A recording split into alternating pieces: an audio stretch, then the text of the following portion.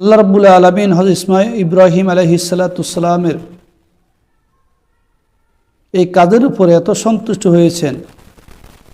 ইব্রাহিম আলাইহিস সালাম একমাত্র আল্লাহ পাকের নৈকট্য অর্জন করার জন্য তড়িৎ গতিতে তার সন্তান ইসমাইল আলাইহিস সালামকে সেই মিনা প্রান্তরে কোরবান দিয়েছিলেন, জবাই দিয়েছিলেন।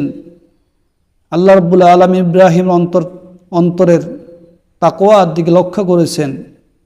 হযরত ইব্রাহিমের অন্তরে কি ছিল, কার প্রতি মহব্বতের ভালোবাসা সেটা আল্লাহ জানতে পেরেছেন।